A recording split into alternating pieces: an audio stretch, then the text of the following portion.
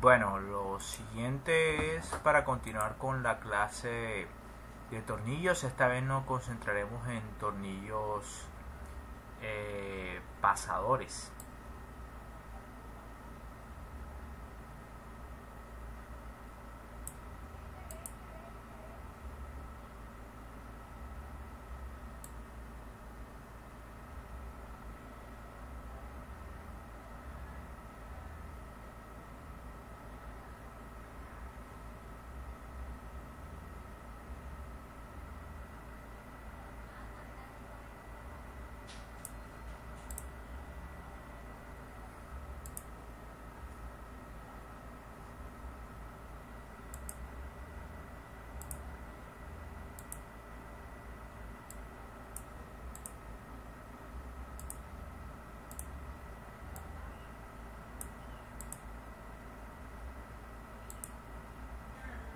Bueno,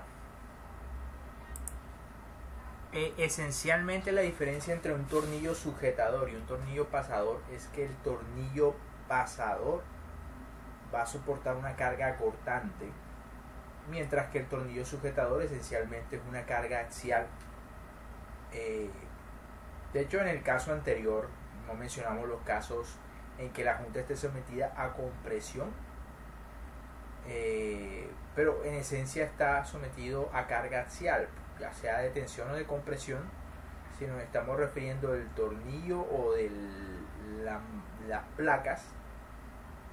Pero el pasador, pues la carga es de tipo cortante. En esta imagen básicamente observamos diferentes esfuerzos que puede soportar un perno. En este caso son más bien unos remaches, y vemos los esfuerzos a los que son sometidos por aplastamiento, que básicamente toma en cuenta la sección transversal y la longitud del pasador, pero por otra parte también tenemos esta otra situación en el cual él es sometido a no un esfuerzo de aplastamiento sino de cortante, y el efecto físico sería básicamente la separación o el deslizamiento de una placa con respecto a la otra. Básicamente aquí tenemos entonces las diferentes formas de que se pueden presentar de esfuerzos en un perno o remache. Nosotros principalmente nos vamos a concentrar en los esfuerzos cortantes, pero pues también puede estar sometido a esfuerzos de aplastamiento o compresión. Dependiendo entonces de qué tipo de esfuerzo, entonces así será considerada la área. Si es la área cortante, que es básicamente el mismo área del perno, o si la de aplastamiento, que en ese caso entonces es simplemente el espesor de la placa por el diámetro del pasador. Pero nosotros principalmente nos vamos a concentrar en el esfuerzo cortante, aunque usted puede determinar ambos esfuerzos, el de aplastamiento y el de cortante. Obviamente, repito, el de aplastamiento considera el área como el espesor de la placa por el diámetro, y el de cortante es directamente el área circular del pasador. Sin embargo, aquí pueden ver que hay diferentes tipos de esfuerzo: carga cortante, flexión de remache, corte de remache, falla de tensión de elementos, el apoyo de remache sobre elementos o apoyo de elementos sobre remache, desgarramiento por cortante y desgarramiento por tensión. Aquí ven cada caso: A, B, C, D, E, F, G.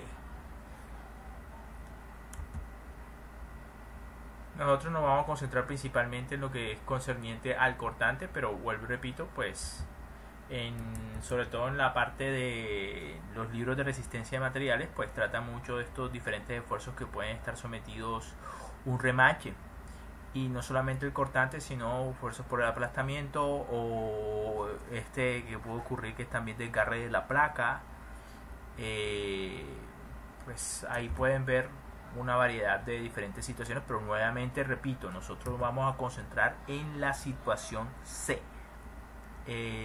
Las demás pues las puedes consultar perfectamente en el libro de resistencia en materiales, eso ya se dio semestres atrás. Nosotros vamos a concentrar en esto, cortante. Ahora lo va a encontrar básicamente dos tipos de esfuerzos. Aquí pues es un resumen de los diferentes esfuerzos, es como una especie de repaso de lo que vieron en resistencia de materiales, pero yo la verdad prefiero no enfocarme en eso. De todas maneras ustedes tienen que corroborar los diferentes esfuerzos, el de aplastamiento de todos los pernos en esta situación.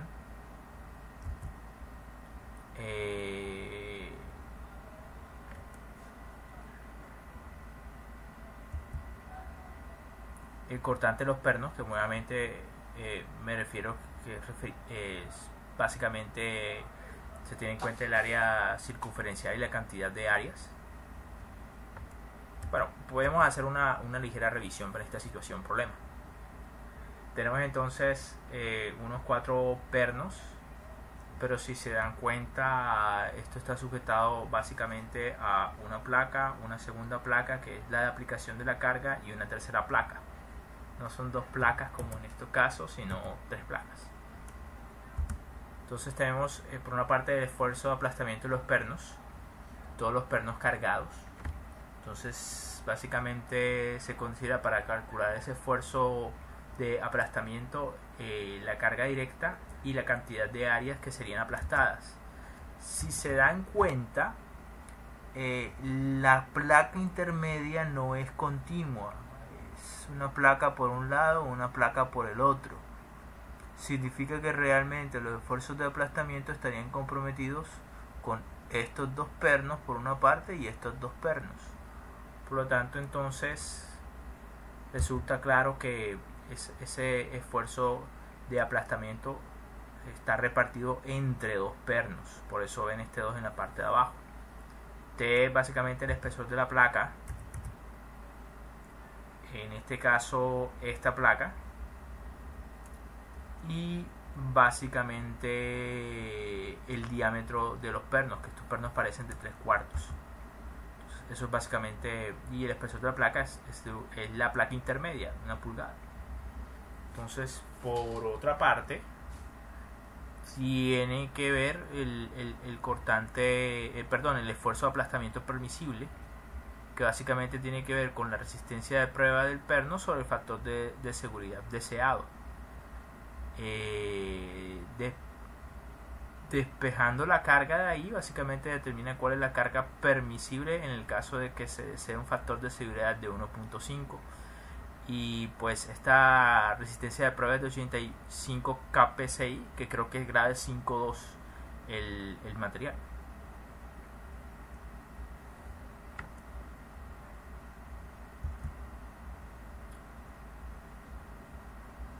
Para el caso de los cortantes, aquí básicamente es la carga a la que es sometido, pero dividido entre la cantidad de áreas. Este pi por diámetro al cuadrado entre 4 representa el área de un solo de los pernos, pero aquí el 4 está asociado a los 4 pernos que van a aguantar los cortantes. Pero realmente lo que tienes es que por perno, por esta separación que hay en las diferentes placas, realmente tienes nada más 2 pernos, pero el corte ocurría en 2 partes diferentes, aquí y acá. Entonces sería básicamente por perno son 2 áreas de corte, por lo tanto un total de 4 áreas de corte, que es lo que se encuentra referido en esta parte con el 4. Por otra parte, pues aquí tiene que ver con el cortante permisible, y aquí en el caso anterior era como un esfuerzo de aplastamiento permisible. Acá toman como referencia la resistencia de prueba, nuevamente 85 kPsi, recordemos, eso es para, creo que el perno SAE grado 5.2, pero vamos a regresarnos por allá. C. La resistencia del perno grave SAE 5.2 es 85 kPa. Entonces, fíjense que se está tomando como referencia para el diseño la resistencia mínima de prueba y no el límite elástico. Entonces,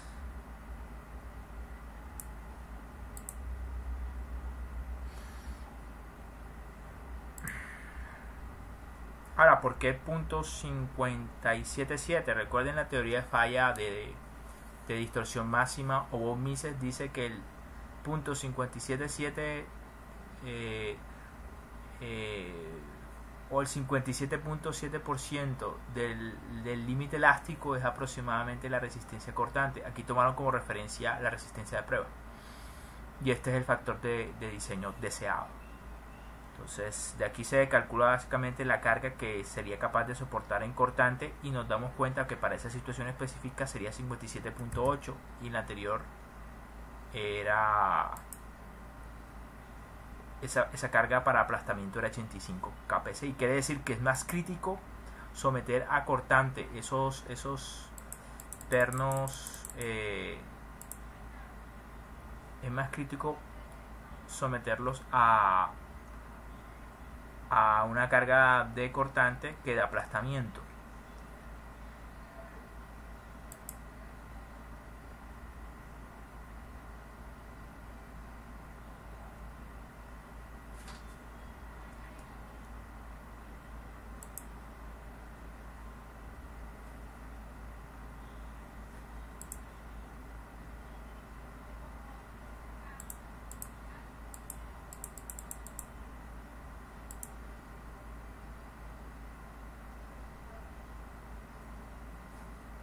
Vamos a que se perdió algo ahí.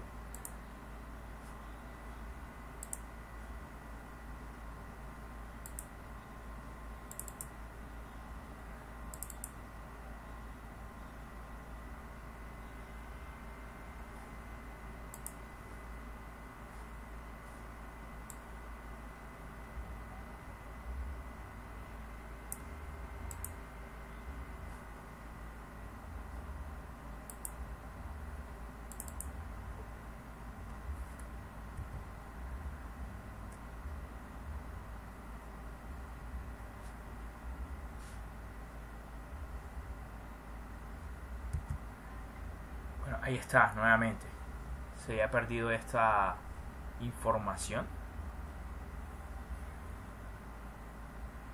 Bueno, básicamente esto es un ejercicio muy parecido a lo que se solía hacer en resistencia a los materiales, donde se consideraba básicamente cada tipo de posible falla, sea carga cortante, o sea aflexión, o sea falla de tensión en los elementos, o de falla de tensión en los elementos. En este caso se está refiriendo más bien a las placas, o en el caso E, que es básicamente de falla de apoyos en el remache, o el caso F, que dice desgarramiento por cortante, o el caso G, que es desgarramiento por tensión. Entonces básicamente lo que se está haciendo acá es, para esta situación específica, se está determinando cuáles son las fuerzas máximas permisibles para cada tipo de falla.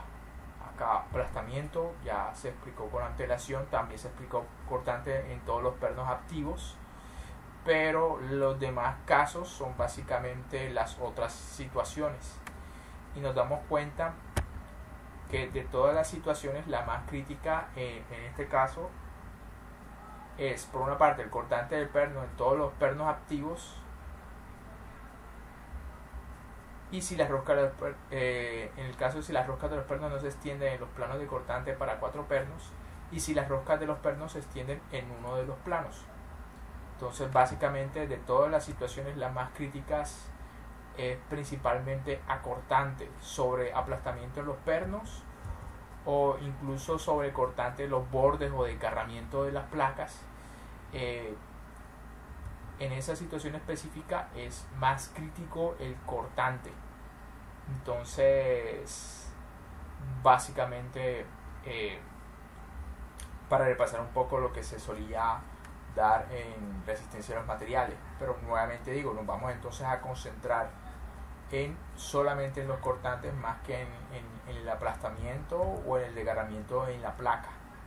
Entonces pueden consultar básicamente el ejercicio que está en esta presentación, pero nuevamente repito, no es lo que voy a evaluar en el parcial. Yo principalmente voy a evaluar unos conceptos diferentes asociados al cortante, y no principalmente el directo, sino el ocasionado por flexión o torsión. Entonces veamos a cuál es la situación a la que principalmente me refiero.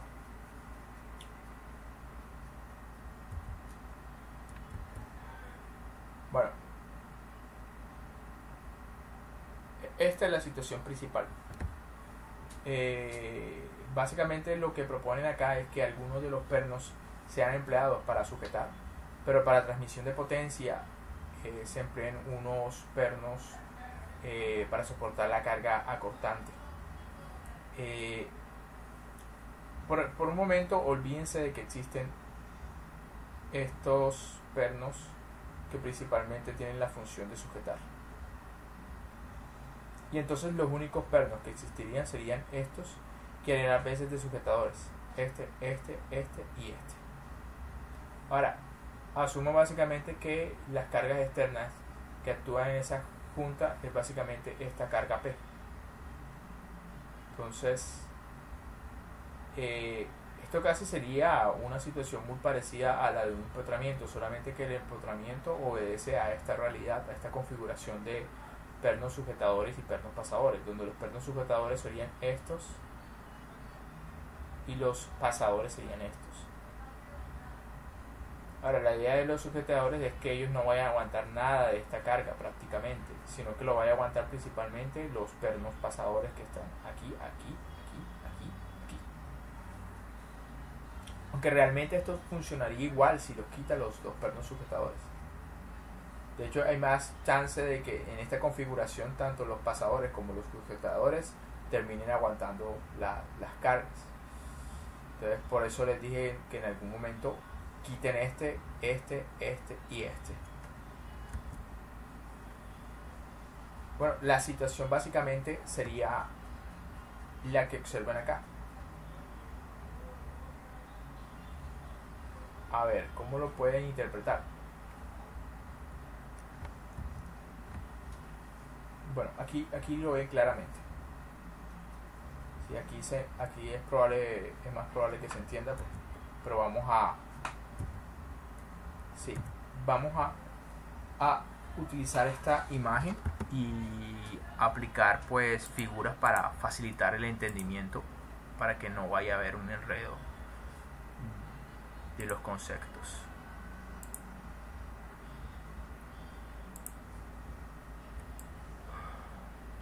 Suponga entonces que esta es la carga externa P.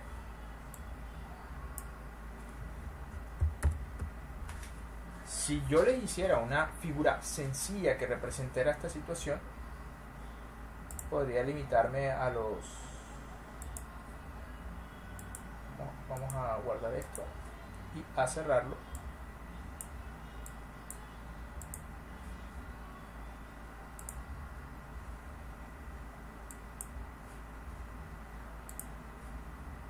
Y vamos a trasladar esto vamos a ponerle explicaciones tensión, explicaciones sujetadores, y vamos por otra parte pues a abrir un documento que se llame explicaciones pasadores.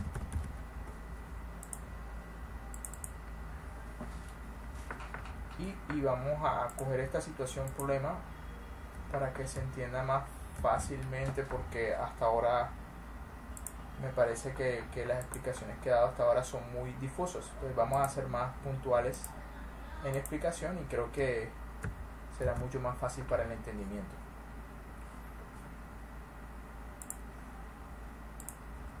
Entonces vamos por imaginar por un momento que trataré de simplificar esta situación para que sea más entendible.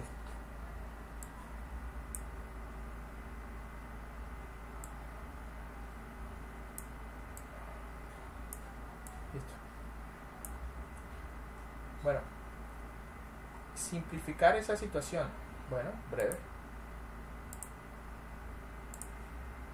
Básicamente tengo una viga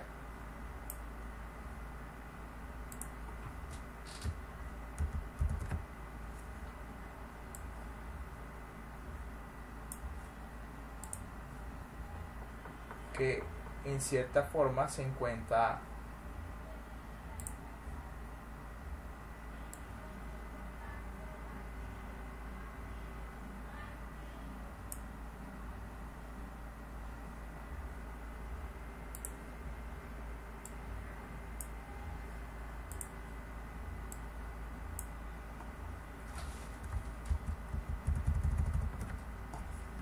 y creo que ya con esto se puede entender un poquito más la simplificación de la situación.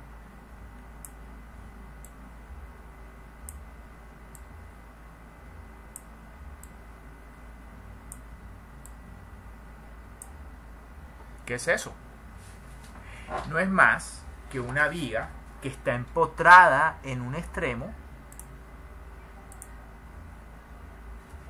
Está no empotrada en un extremo, solamente que no estoy especificado cómo yo lo empotro. Y la viga es esta, la cual está en cantilever y apoyada en un extremo con una carga externa P. Esa es la situación. Simplemente, pues, vuelvo y repito, una viga que en un extremo está empotrada y en el otro extremo está una carga. Es una viga en voladizo, literalmente. Lo que estoy haciendo básicamente acá es especificar cómo la voy a empotrar, es decir, fijar. Recuerde que el empotramiento se refiere al tipo de apoyo en el extremo de la viga, en el cual no se permite ni desplazamiento de la viga de ese punto, ni tampoco se permite rotación de la viga. Significa que si yo dibujara un diagrama de cuerpo libre completo, debería pintar las reacciones en el empotramiento. Las reacciones en el empotramiento, definitivamente, si esta carga es una vertical hacia abajo, en el empotramiento debe haber una vertical hacia arriba, pues para evitar que entonces esta viga se mueva hacia abajo. Y por otra parte, esta fuerza con respecto a este punto produce un momento flector que haría que esta viga girara de esta forma, pero no lo hace porque el empotramiento lo impide. Significa que debe haber una reacción tipo momento. En este sentido,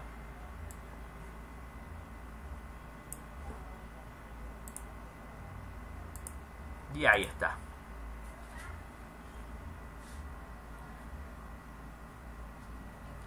Ahora, yo no he especificado hasta ahora cómo empotro esto. Yo puedo empotrar esto fijándolo. ¿Cómo puedo fijarlo? Puedo utilizar tornillos, puedo utilizar soldadura. Cualquier medio que me impida movimiento y rotación, pues es un empotramiento. Ahora retenemos la situación en detalle. La situación en detalle es esta. He decidido que el empotramiento no lo voy a hacer de cualquier forma, sino que voy a colocar unos pernos pasadores. Y esto que ven aquí, llamado F1 o F2, van a representar las cargas a las que cada pasador está sometido, pero finalmente, ¿a qué debe corresponder? Debe corresponder a unas cargas asociadas al cortante directo y otras cargas asociadas deben estar relacionadas con este momento del empotramiento. Entonces, una de las flechas básicamente está asociada al cortante directo, y el otro está asociado al momento flector del empotramiento. Ahora, ¿cuáles flechas son las que están asociadas al cortante directo? Pues aquí lo que estoy haciendo es básicamente, en esta figura, no es dibujar las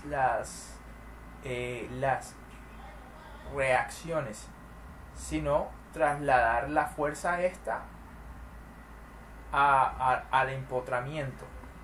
y el resultado de trasladarlo y convertirlo en un sistema fuerza par y después distribuirlo en cargas individuales en cada uno de los pernos es esto que ustedes están viendo. Ahora, obviamente es necesario dar una explicación más satisfactoria de cómo determinar entonces cada una de estas cargas internas asociadas a estas cargas del empotramiento. Pero esto ya les va a dar entonces una idea de hacia dónde vamos. Esto aplica principalmente para sistemas tipo viga que están empotrados, y el empotramiento va a ser por medio de pernos pasadores. Entonces van a haber unas cargas asociadas al cortante directo. Si yo hiciera transportar a esto en un sistema fuerza par equivalente, que obtendría la misma fuerza y obtendría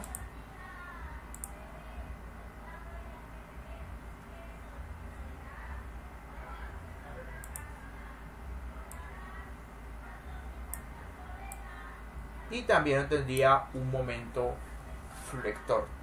Listo. Entonces, básicamente sería esto. He cogido mi fuerza que antes actuaba acá y la he transformado en un sistema fuerza par equivalente, pero si se dan cuenta y bajamos a la otra situación, este sistema fuerza par equivalente tiene que ser equiparable a esto fuerza par en el empotramiento. Se equipararía y al final estaría en equilibrio estático. Entonces, ahora es más fácil entender lo de las direcciones de estas cargas desde el punto de vista de esta fuerza cortante directa y este momento o este par. Algunas de las flechas, en este caso que las representan con F1, están asociadas a la repartición de esta carga cortante directa entre cada uno de los pernos, mientras que el F2, que está dibujado en cada uno de los pernos pasadores, este F2, este F2, este F2, este F2, está asociado al momento o al par. Entonces lo que vamos a hacer a continuación es explicar cómo se calcula entonces cada una de esas cargas individuales llamadas F1 y F2. F1 entonces está asociado al cortante directo, y F2 va a estar asociado entonces a el par. Entonces necesitaba darle esa explicación. Tal vez así se entiende un poco mejor. Pero vuelvo y repito, nuestra situación es básicamente una viga que se encuentra empotrada, y obviamente en ese empotramiento, debido a las cargas externas, deben aparecer unas reacciones. Ahora, esas reacciones, ¿quiénes las deben aguantar? Esencialmente esas reacciones las tienen que aguantar todos los pasadores. Ahora, que cómo traduzco el momento en unas cargas individuales en los pasadores y cómo traduzco esta carga llamada cortante directo en los pasadores es lo que voy a explicar a continuación. Entonces lo puede ver de dos formas: o transporta esta carga a mi empotramiento, que en este caso he decidido empotrarlo mediante pasadores, un sistema fuerza par equivalente, o mediante mi DSL, el diagrama de cuerpo libre y equilibrio estático, determino pues esa fuerza y ese par. A la final serán equivalentes, solamente que en sentido contrario. Listo. Entonces, explicado eso, pues navegamos a otra situación.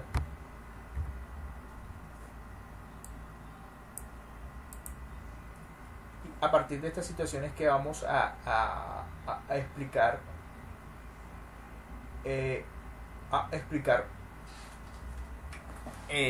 cómo se obtienen entonces esas cargas individuales y qué es lo que se representa esas cargas individuales en el perno.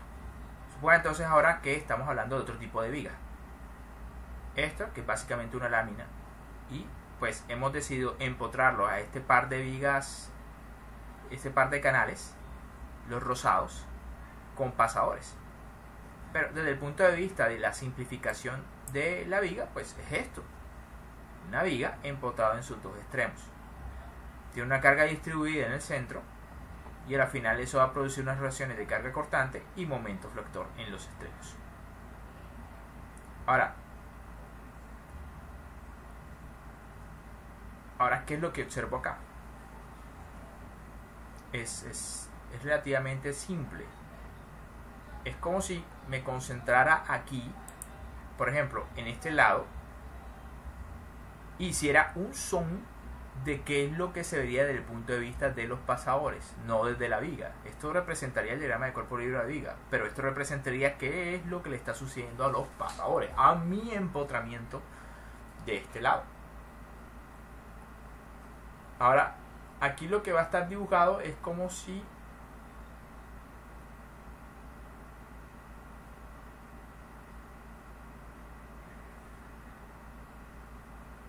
bueno, ahí está. Entonces recuerden que por principio de acción y reacción, lo que se ve desde el punto de vista de la viga, que son las reacciones sobre la viga, deben ser iguales pero en sentido opuesto a lo que le está sucediendo a los pasadores. Entonces en estas dos situaciones, si se dan cuenta, si se superponen, a la final esta fuerza debe ser igual a esta. Deben ser de la misma magnitud pero en sentido contrario y se anularían. Y lo mismo con estos momentos, con este momento que es desde el punto de vista de la viga, pero esto es desde el punto de vista de lo que le está ocurriendo a los pasadores. También tendría que anularse, como para que no se pierdan en los sentidos. Entonces, por ejemplo, si nos vamos a lo que está sucediendo en el empotramiento del lado derecho, pero desde el punto de vista de los pasadores. Desde el punto de vista de la viga, hay una carga hacia arriba. Quiere decir que los pasadores tienen que haber una carga hacia abajo para que se equipare con esta carga hacia arriba. Esas cargas que aquí son de los pasadores forman una distribución de pasador A, pasador B, pasador C, pasador D, que básicamente aquí es el A, B, C y D. Entonces aquí señalan básicamente un FA', un FB' que va hacia abajo, un FC' que también va hacia abajo y un FD' que también va hacia abajo. Ese prima se refiere a cortante primario. ¿Y cómo se calcula? Es muy fácil. Básicamente coges el cortante del empotramiento y lo divides entre la cantidad de pernos pasadores. Como son 4, entonces se supondría que este FA' debe ser un cuarto de B2. O sea, este B2. FB' es un cuarto de 2. FC' es un cuarto de B2. Y FD' es lo mismo. Es decir, se reparte de forma equitativa entre los pernos pasadores.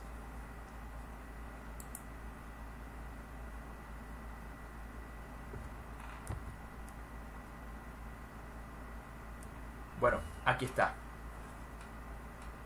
Es el cortante primario. Entonces, ¿quieres saber a qué es igual el cortante primario? Pues simplemente es la carga total cortante directa.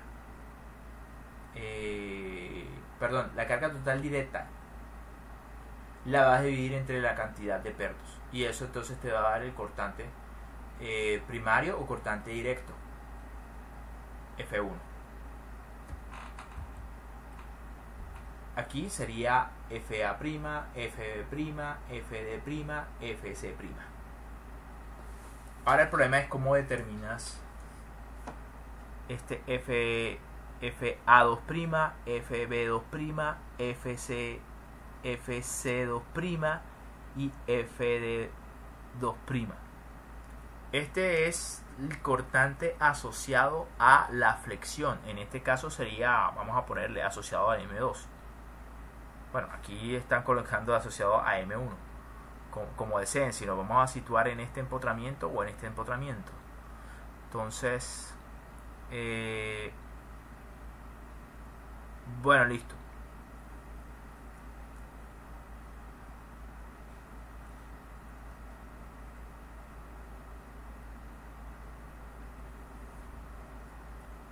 Entonces retomemos.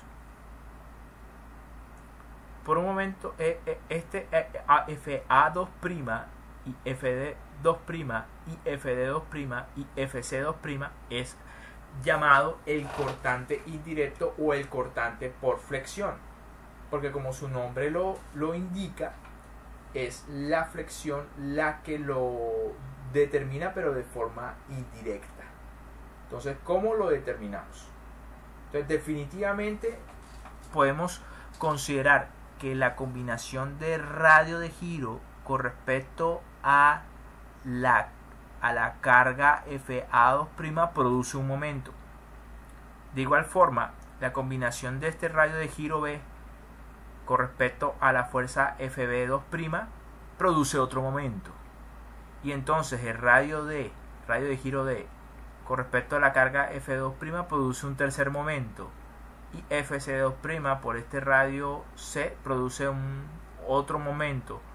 A la final lo que tienes es esto.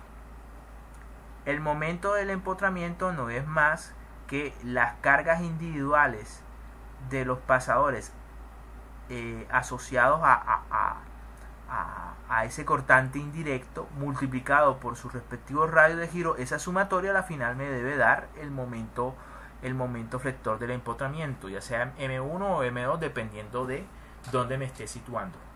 Entonces, ahora hay que definir varias cosas importantes que hasta ahora no había mencionado mucho. El problema siempre es determinar entonces de a dónde va la viga. Uno podría estar equivocado o estar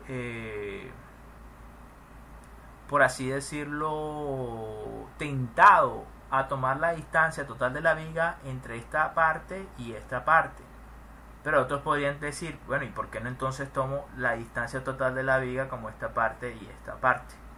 Para estos cálculos lo que vamos a tomar como distancia de la viga es básicamente la distancia al centroide del empotramiento. Como el empotramiento está realizado o hecho por medio de pasadores, entonces lo que hay que determinar es el centroide de los pasadores. Si aquí hay un pasador, otro pasador, otro pasador, otro pasador, y esto forma más o menos una figura geométrica regular, entonces el centroide básicamente sería pues el centro de esa figura geométrica regular.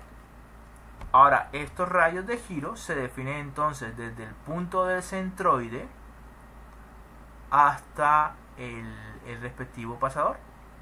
Y si se dan cuenta, esta carga FA2' con respecto a este radio de giro son perpendiculares, forman un ángulo de 90 grados. Bueno, entonces, eso respecto a eso. Entonces, de igual forma, este momento que se vaya a calcular, sea M1 o M2, en base a esta distancia, esa distancia no es cualquier distancia, es la distancia entre centroides de los empotramientos o centroides de las configuraciones de pasadores. Entonces, para figuras regulares es muy fácil obtener eso. De pronto para otras circunstancias un poquito más irregulares, pues tienes que aplicar lo que aprendiste en estática para el cálculo de centroides de área. Pero ahorita explicamos, recordamos eso. Entonces, una vez hayas determinado el centroide y apropiadamente el momento, en los empotramientos tienes que tener en cuenta dos aspectos. Primero, ese momento en el empotramiento no es más que la suma de las cargas cortantes indirectas en los pasadores por los respectivos radios de giro. Y si los sumas todos, cada uno de esos pequeños momentos conforman el momento del empotramiento. Lo segundo es esto. ¿Y qué es esto? Básicamente lo que significa es que la relación entre la carga cortante indirecta por momento flector, torsor, con respecto al radio del giro se mantiene como una constante. ¿Qué es lo que implica físicamente esto? Que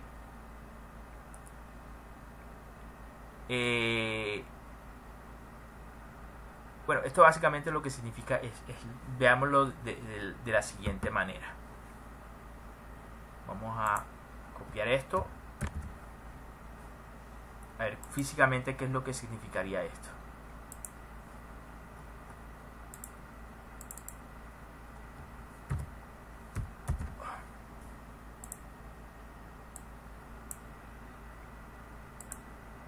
Esto lo que significa es que la relación de cargas asociadas a los momentos torsores, asociadas a cada uno de los pasadores con respecto al radio de giro se mantiene constante. Significa esto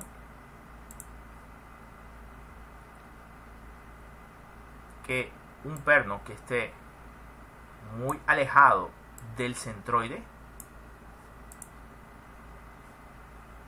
debe tener en proporción una carga muy grande, de tal manera que esa relación se mantenga igual para cada uno de los pasadores. Quiere decir que para un pasador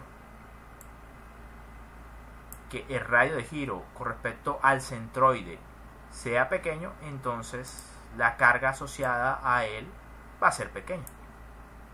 Y esas relaciones se mantienen de tal manera que se mantiene constante para todos los pasadores. Los pasadores alejados están sometidos a cargas cortantes por torsión más grandes. Los pasadores que están muy cerca del centroide tienen cargas pequeñas. De tal manera eso se compensa y básicamente se establece una relación constante en todos los pasadores. Si usted combina las dos fórmulas, es decir, esta fórmula la introduce en esta otra fórmula, básicamente tiene esta otra expresión para determinar a qué es igual ese cortante indirecto por torsión o por par. Es básicamente igual al momento total por el radio específico sobre la sumatoria de los radios de giro al cuadrado. Así entonces puede determinar la carga cortante indirecta en cada uno de los pasadores. Con esa fórmula, con esta fórmula, es que usted va a determinar a qué es igual FA2', FD2', FD2' y FC2', con esta fórmula. Entonces, retomando, el resumen es el siguiente. ¿Quiere determinar a qué es igual la carga cortante por cortante directo en un empotramiento conformado por pasadores? Bueno, coja la carga total cortante directa y lo divide entre la cantidad de pasadores. Eso le va a dar entonces la carga individual en cada uno de los pasadores, pero cortante por la fuerza cortante directa. ¿Quiere saber entonces a qué es igual la fuerza cortante indirecta por un par? En este caso está representado por F2. Bueno, después de que haya determinado el centroide de los pasadores y todos los radios de giro, básicamente es igual al momento total o al par total del empotramiento por el radio específico dividido entre la sumatoria de los radios de giros de todos los pasadores elevado cada una de estas al cuadrado. Entonces, ¿cómo determina ese momento flector? Ese momento o ese par en el empotramiento tiene que ser la carga y la distancia L hasta el centroide de los pasadores. Entonces, dicho eso, ahora, ¿cómo determina un centroide? Generalmente, si los centroides forman figuras geométricas regulares, si los pasadores forman figuras geométricas regulares, el centroide está en el centro geométrico de la figura. Pero si no, pues puedo emplear esta fórmula, que es básicamente la coordenada X del centroide no es más que la sumatoria de las áreas individuales de los pasadores por sus respectivas coordenadas X de cada uno de esos pasadores, dividida entre el área total. La fórmula es similar para el centroide en Y. El centroide en Y de un conjunto de pasadores es la sumatoria de las áreas de cada uno de esos pasadores por su respectiva coordenada en Y dividida entre el área total de los pasadores.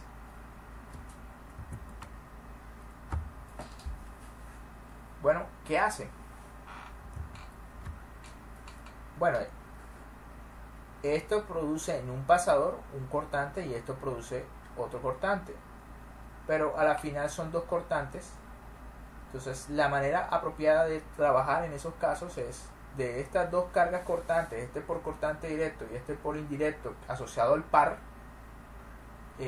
utiliza Pitágoras para determinar esta carga resultante, y esa carga resultante la divide entre el área del pasador. Así hay entonces el esfuerzo cortante.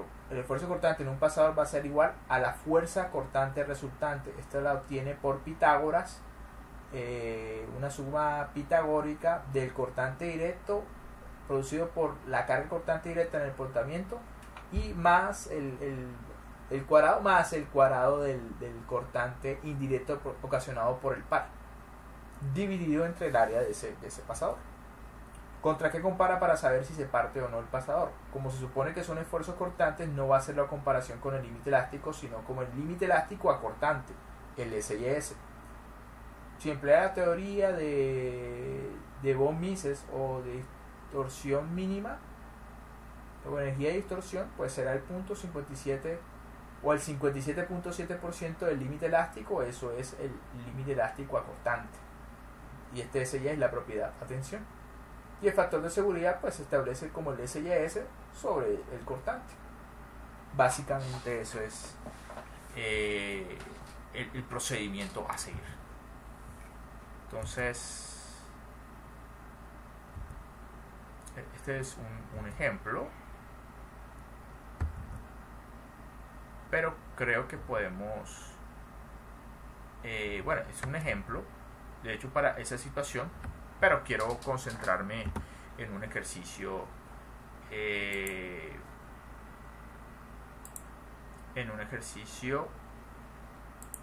de la parte de simulación, donde pues nos concentramos en un problema de Chile y se determinó entonces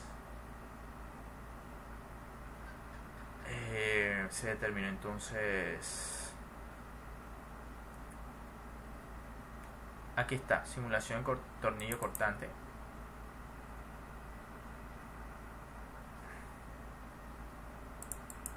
Bueno, aquí está como un repaso de estas teorías.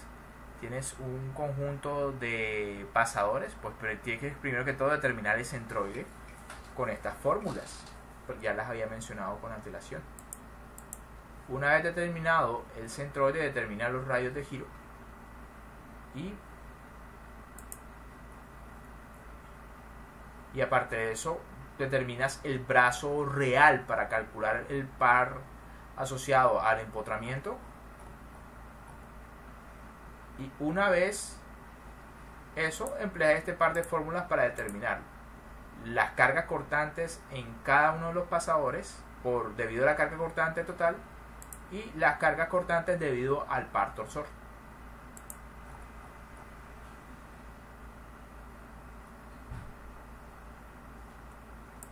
Bueno, esta es la situación. Es una placa que está sometida a una carga de 16 kilonewtons. Esa placa pues tiene un ancho de 200 milímetros, pero en total la placa mide pues estos 300, aquí hay 150, 450 más estos 50, 500. Bueno, básicamente son 550 lo que mide la placa rosada esta. Y esta está empotrada a un canal en C mediante pernos M16, o sea rosca métrica 16 milímetros por 2 el paso. Listo. Entonces básicamente esa es la situación. Han decidido colocar 4 pasadores para soportar esta carga de 16 kilonewtons. Entonces lo primero es determinar el centroide. ¿Por qué es importante determinar el centroide? Pues porque la ubicación del centroide determina el verdadero brazo con el cual usted va a determinar el momento del par. Bueno, con ese brazo es que usted va a determinar el par.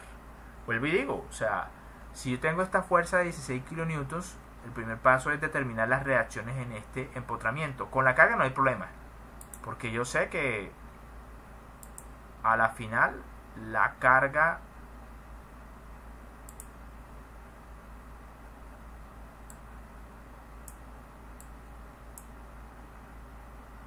pues va a ser igual a esta. El problema es el par, porque la pregunta es ¿qué distancia tomo? ¿Esta distancia de acá hasta acá? ¿O esta distancia de acá hasta acá? No, no es ninguna de esas. Es la distancia hasta el centroide de los pasadores. Entonces, eso es lo primero. Determinar este punto O. Entonces, como forma básicamente una forma regular 75 de 150 por 120, entonces ese punto O debe estar en el centro geométrico de ese rectángulo. Y en efecto así es. Aplique estas fórmulas o no, a la final va a llegar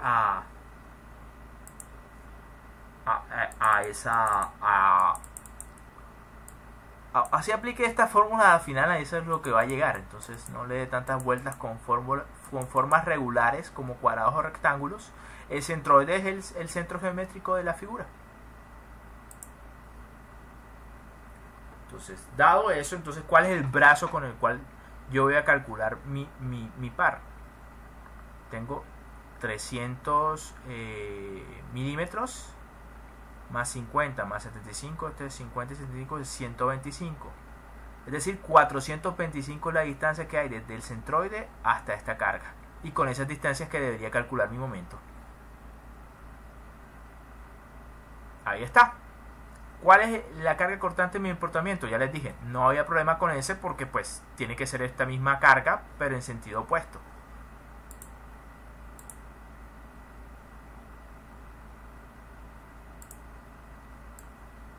Esta carga aquí en el empotramiento tiene que ser esta misma, 16 kN.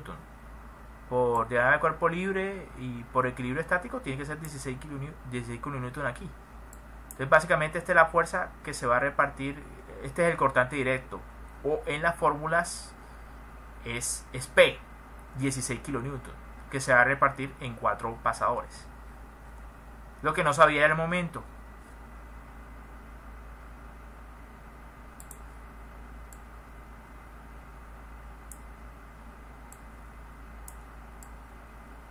¿Por qué no lo sabía? Porque necesitaba el brazo este. Y para determinar el brazo este necesitaba este centroide. Entonces ya una vez determinado la distancia de aquí a acá son 425, que es lo que hay acá. Entonces mi cortante directo son 16 kN. Y mi momento flexor son los 16 kN por el brazo, pero es hasta el centroide de los pasadores. 425 y me da 6800 Nm. Ahora, los radios de giro. Bueno, en este caso es relativamente sencillo. Porque por la misma geometría, estos son los radios de giro. El radio de giro A, el radio de giro AD, el radio de giro AC, el radio de giro AD. Pero si me doy cuenta, por simetría son parecidos. Por ejemplo, para este radio de giro utilizo Pitágoras, una distancia de 60 y una distancia de 75. Para esto, si se dan cuenta, se cumple lo mismo, 60 y 75, 60 y 75, 60 y 75. Significa que todos los radios de giro de estos son iguales. Entonces, los determinan acá. Iguales por Pitágoras, 60 al cuadrado más 75 al cuadrado me dice que los radios de giro son 96 milímetros. Entonces, ¿cuál es el cortante directo que le corresponde a cada pasador? Aquí lo dice. Según la fórmula esta, es el cortante total dividido entre el número de pasadores. ¿Cuál es el cortante total? Que me da mi diagrama de cuerpo libre, 16 kN. ¿Cuántos mis pasadores? 4. Entonces a cada uno le toca 4 kN. Ahora necesito determinar la fuerza cortante asociada al par. Eso se tiene que repartir entre cada uno de ellos, pero no se reparte tan fácil como esto.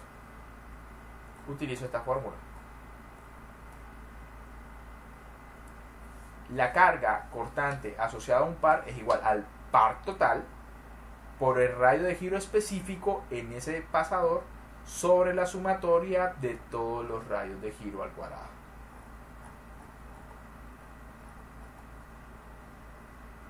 Ahí está, el momento total, que ya fue determinado aquí, por el radio de giro específico, R, que es 96 milímetros, sobre la sumatoria de todos los radios al cuadrado. Pero como todos los radios son iguales, eso es 4 veces R al cuadrado. Se anula este R y básicamente aplico. Quiere decir que la carga por cortante asociado, la carga cortante por par es igual a 17.7 kilonewton y es igual para cada uno de los pasadores. Ahora, esta parte es sumamente importante, porque lo que tenemos acá es que la fuerza resultante no necesariamente va a ser un Pitágoras. Era un Pitágoras en la situación en la que les planteé inicialmente, porque entre ellos la fuerza formaba un ángulo de 90 grados, pero eso no necesariamente es así siempre. Por ejemplo, en este caso, este FC' representa el cortante directo dividido entre 4 para el punto C, para el pasador C. Lo mismo para D, lo mismo para A, lo mismo para B. Si se dan cuenta, va en la misma dirección en la que apunta el cortante directo. Él va hacia abajo, las cargas sobre los pasadores producidas por esto, sobre ellos, bien debe ir hacia abajo, que es lo que están viendo acá. Él debe sentir que algo lo está jalando hacia abajo. Ese prima A, prima B, prima C, prima D es igual para todos 4 kilonewtons. Por eso ustedes ven que en esta representación a escala estas flechitas son del mismo tamaño, porque tienen la misma magnitud, es decir, sí, la misma magnitud. Ahora, para los cortantes producidos por el par, en este caso relacionados como FC2', FB2', FA2', FD2', todos tienen la misma magnitud, por lo tanto en representación debe tener la misma longitud esos vectores. Pero se trata, la carga esta es resultante. Entonces, como es un resultante y no es Pitágoras, es básicamente una suma de tipo vectorial.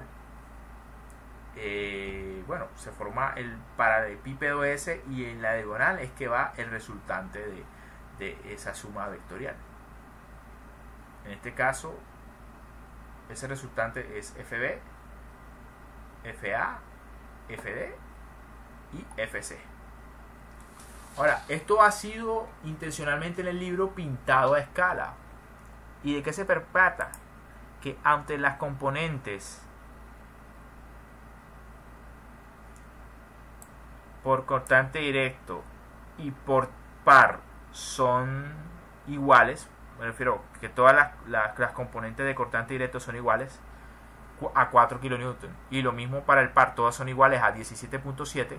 Como no todas tienen la misma dirección, y al hacer una suma vectorial, pues se darán cuenta que algunas flechas, por ejemplo, FD es pequeño en comparación con FB, el resultante. Entonces se dan cuenta que es más bien una suma vectorial, no es una suma pitagórica, es una suma vectorial realmente lo que se hace ahí. Entonces corrijo si de pronto hubo una malinterpretación. Solamente sería suma pitagórica siempre y cuando el ángulo conformado por los vectores sea de 90 grados. Si no, pues finalmente es una suma de tipo vectorial. Entonces hay pasadores básicamente que están sometidos a una mayor carga cortante resultante. Es el caso de B y es el caso de A. Mientras que los pasadores C y D tienen una longitud pequeña en comparación con B, este B, en comparación con este A. Entonces, creo que eso está plasmado ahí. Y en efecto, si yo tengo el resultado de la suma vectorial no pitagórica, vuelvo y repito, vectorial no pitagórica, FA y FB es 21 kilonewtons y FC y FD 14.8 kilonewtons. Es decir, ¿Qué pasadores están sometidos a mayores cargas cortantes?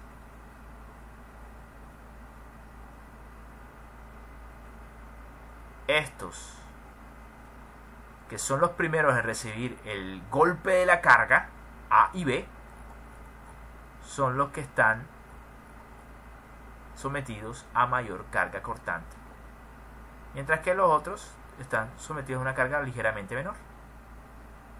Obviamente, para el cálculo de esfuerzo cojo las cargas críticas, es decir, los pernos A y B, que están sometidos ambos a 21 kN, lo divido entre el área del perno. Recuerden que eran 16 M16, ¿no? Sí, M16, es decir, el área de esos pernos serían básicamente 16 milímetros al cuadrado por pi entre 4.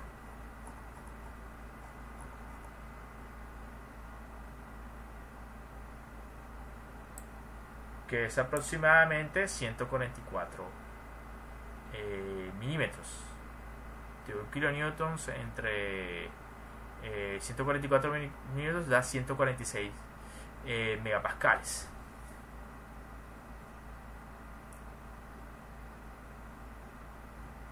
Bueno, aquí ya tiene que ver con el soporte con áreas de aplastamiento, esfuerzos de aplastamiento. Ya les dije, la idea acá es que usted tiene que comprobar o está obligado a comprobar todos los tipos de fallas que pueden ocurrir. Según lo que vimos en la primera presentación asociada a pasadores, puede ocurrir aplastamiento de los pasadores, puede ocurrir desgarramiento de la placa,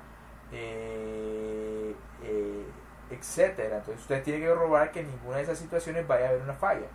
Pero yo principalmente lo que le voy a evaluar es, si le evalúo algo, le voy a evaluar es si es capaz de calcular apropiadamente los esfuerzos solamente asociados a cortante. Otro tipo de falla, vuelvo y digo, en el proyecto final sí lo tiene que contemplar, pero en el examen no le evaluaría esos otros casos, porque pues se supone que es algo que ya vieron ustedes